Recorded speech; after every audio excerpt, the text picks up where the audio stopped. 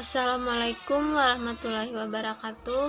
Nama saya Novita Yuniati, NPM 20 220 63411144, nomor absen 32, lokal D3 Administrasi Niaga. Di sini saya akan membuat video untuk memenuhi tugas mata kuliah Manajemen Sains Komputer yang dibimbing oleh Bapak Jumadi SAP MT.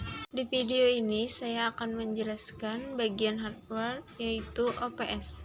Pengertian OPS adalah suatu perangkat yang berfungsi sebagai alat untuk menyimpan dan menyediakan daya alternatif atau backup ketika peralatan elektronik kehilangan daya listrik dari sumber utamanya secara tiba-tiba.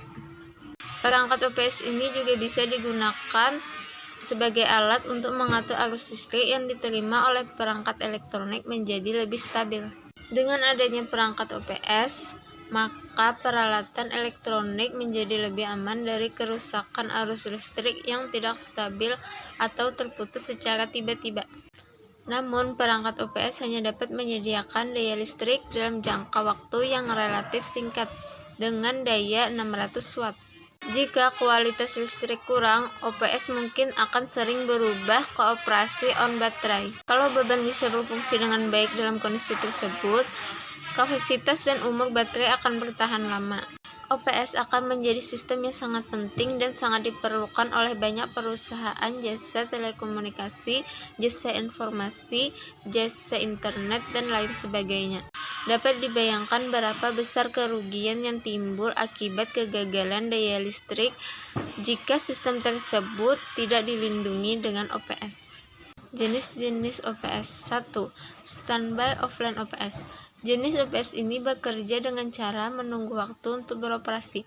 Ketika terjadi tegangan yang tidak stabil atau listrik padam, standby OPS akan mengambil alih secara otomatis.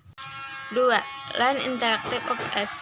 Jenis OPS ini bekerja dengan cara yang mirip dengan standby OPS, tetapi dengan kemampuan yang lebih baik dalam mengatur tegangan secara otomatis. Pada line interaktif OPS terdapat monitor yang dapat memantau pasokan listrik yang masuk dan mendeteksi tegangan rendah ataupun tegangan tinggi.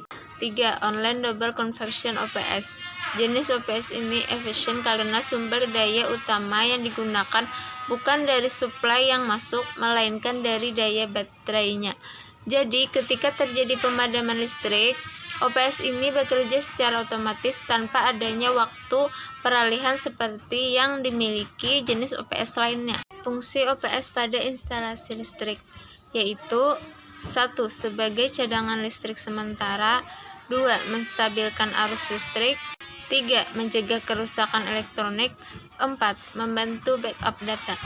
Perangkat OPS terdiri dari beberapa komponen yang saling berhubungan antara satu dengan yang lainnya, yaitu 1.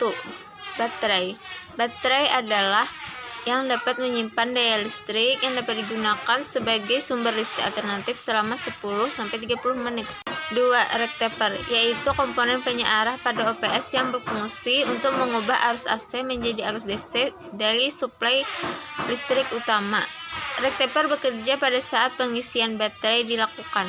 3. Inverter, yaitu komponen OPS yang berfungsi untuk mengubah arus DC dari baterai menjadi arus AC.